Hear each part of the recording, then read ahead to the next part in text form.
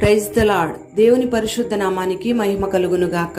అనుదిన దైవ కృపా కార్యక్రమాన్ని వీక్షిస్తున్న దేవుని బిడ్డలు ఆత్మీయులైన మీ అందరికీ పేరు పేరున ప్రత్యేకమైన వందనాలు తెలియపరుస్తున్నాం.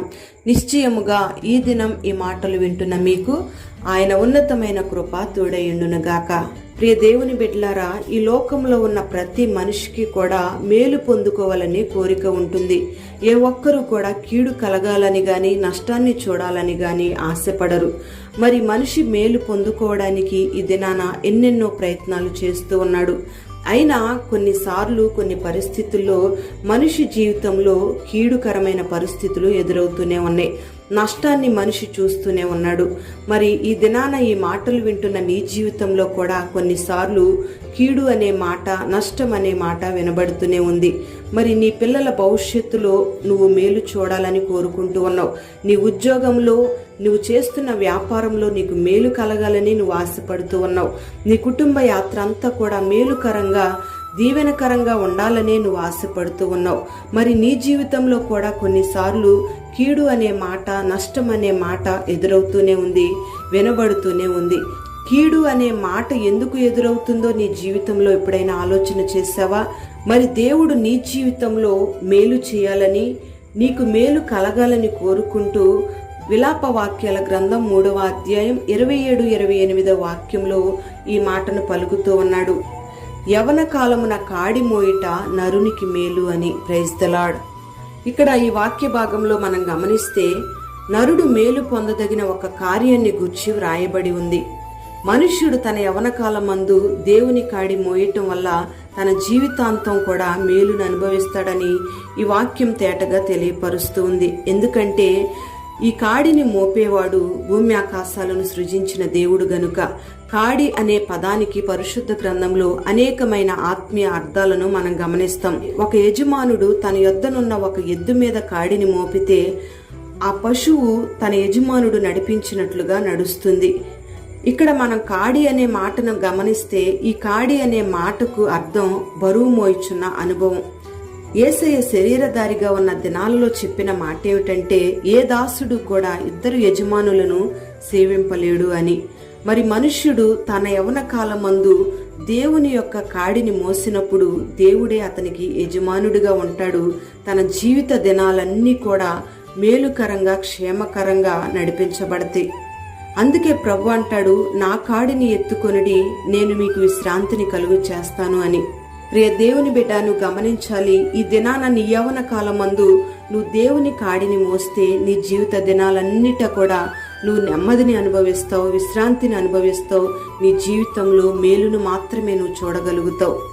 ప్రియ దేవుని బిడ్డలారా, ఈ లోకంలో 2 విధాలైన కాడులున్నాయి, 2 విధాలైన రాజ్యాలు ఉన్నాయని మనకు తెలుసు. ఒకటి దేవుని రాజ్యం, ఆ రాజ్యానికి యజమానుడు దేవుడే. రెండవది సాతాను రాజ్యం, ఆ రాజ్యానికి యజమానుడు అపవాది. మరి మనం దేవుని కాడిని మోస్తే దేవుడే మనకు యజమానునిగా ఉంటాడు. సాతాను యొక్క కాడిని, ఈ లోకంలో ఉన్న కాడిని మనం మోస్తే అపవాది మనకు యజమానుడిగా ఉంటారు. మరి ఈ దినాలలో యవనస్తులు దేవుని కాడి క్రిందకు రావడం కంటే, దేవుని కాడిని మోయటం కంటే ఈ లోకంలో ఉన్న పాపం అనే కాడిని మోయటానికి ఇష్టపడుతూ ఉన్నారు. అందుకే సాతానుకు దాసులుగా మార్చబడి దేవునికి దూరం అయిపోతూ ఉన్నారు. సాతానే వారి మీద యజమానిగా ఉంటూ ఉన్నాడు. ప్రియ దేవుని బిడ్డ, మరి ఈ దినాన నువ్వు దేవుని కాడిని మోస్తున్నావా, సాతాను కాడిని మోస్తూ ఉన్నావా? ఒకవేళ నువ్వు దేవుని కాడిని మోయకుండా సాతాను కాడిని మోస్తూ ఉంటే, దేవుడు ఈ దినాన నీతో మాట్లాడుతూ ఉండగానే సాతాను కాడిని విడిచిపెట్టి దేవుని యొక్క కాడిని మోయడానికి ఆయన యొద్దకు నువ్వు రాగలిగితే, దేవుడు నిశ్చయముగా నీ జీవితం అంతా కూడా ఆశీర్వాదకరంగా మార్చి నీకు మేలు కలుగు చేయబోతూ ఉన్నాడు.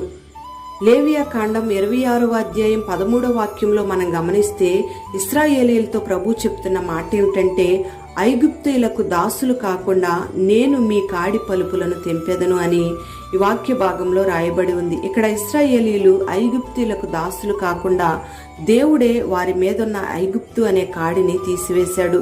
ఐగుప్తు అనే కాడి దేన్ని సూచిస్తుందంటే లోకాన్ని సూచిస్తుంది. అందుకే మన జీవితంలో లోకము అనే కాడి మన మీద ఉండకుండా మనం జాగ్రత్త పడాలి. ఎందుకంటే ఈ లోకానికి అధికారి సాతాను. అందుకే ప్రభు అంటాడు, ఈ లోకాధికారి అయిన అపవాదితో మీకేమీ సంబంధం లేదు అని. ప్రియ దేవుని బిడ్డలారా, ఐగుప్తు అనే లోకం అనే కాడి మన మీద నుండి తీసివేయబడాలి. లోకం అనే కాడి మన మీద ఉన్నప్పుడు మనం లోక సంబంధులుగానే జీవిస్తాం. మరి ఈ లోక స్నేహము దేవునికి వైరము అని వాక్యం సెలవిస్తూ ఉంది. అందుకే మనం ఒకవేళ ఈ లోకంతో స్నేహం చేస్తే, ఈ లోకం అనే కాడిని మనం మోస్తే మనం దేవునికి శత్రువులుగా మారిపోతాం. అప్పుడు దేవుని యొక్క మేలును మనం అనుభవించలేం. మన జీవిత దినాలన్నీ కూడా శాపకరమైన అనుభవాల్లోనే నడిపించబడతాయి. అందుకే దేవుని యొక్క మహిమ రాజ్యంలో మనం ప్రవేశించాలన్నా, మన జీవిత దినాలన్నిటా మనం మేలు చూసి సంతోషాన్ని అనుభవించాలన్నా మన ప్రభు అయిన యేసయ్య కాడిని మనం ఎత్తుకొని మోయగలిగిన వారంగా ఉండాలి. ప్రియ దేవుని బిడ్డ, మరి ఈ మాటలు వింటున్న నీ మీద దేవుని కాడి ఉందా, లేదా ఐగుప్తులో ఉన్న లోకమనే కాడి ఉందా? ఒకసారి నిన్ను నువ్వు పరీక్షించుకొని ప్రభువు యొద్దకు నువ్వు రాగలిగితే నిశ్చయముగా నీ జీవిత దినాలన్నీ కూడా మేలునే నువ్వు అనుభవిస్తావు. మరి ఈ దినాన దేవుడు నువ్వు మోస్తున్న కాడిని గుర్తెరిగే అనుభవాన్ని నీకు అనుగ్రహించునుగాక. మరి ఈ దినాన దేవుని యొక్క కాడిని మోసే అనుభవాన్ని నా దేవుడు నీకు అనుగ్రహించి నీకు మేలు చేయునుగాక. ప్రార్థన. పరిశుద్ధుడవైన తండ్రి, దయగలిగిన దేవా, నీకు స్తోత్రం చెల్లిస్తున్నాం. ఈ దినాన ఈ మాటలు విన్నని బిడ్డలందరినీ మీరు ఆశీర్వదించండి. యవ్వన కాలమున కాడి మోయిట నరునికి మేలు అని మీరు సెలవిస్తూ ఉన్నారు. ఈ మాటలు విన్నని బిడ్డలందరి జీవితాలలో మీరు మేలు చేయండి. మేలు పొందుకోవాలని ఆశపడిన ప్రతి ఒక్కరూ కూడా నీ కాడి క్రిందకు రావడానికి మీరు కృప చూపండి. దాస్యమనే కాడి నుంచి, పాపమనే కాడి నుంచి, లోకమనే కాడి నుంచి, ఐగుప్తు అనే కాడి నుంచి నీ బిడ్డలను విడిపించి, సాతాను కాడి క్రింద నుంచి నీ బిడ్డలు మీరు తప్పించి, నీ చేతి క్రింద నీ బిడ్డలను దాచి కాపాడమని ప్రార్థన చేస్తూ ఉన్నాం. నీ బిడ్డల జీవితాలలో మేలు చేసి నీ రాజ్యానికి వారసులుగా మార్చి ఒక ప్రత్యేకమైన అనుభవంలోకి నీ బిడ్డలు మీరు నడిపించి మహిమా ఘనత ప్రభావాలు మీరు పొందుకొనమని యేసు పేరట వేడుచు ఉన్నాము తండ్రి. ఆమేన్.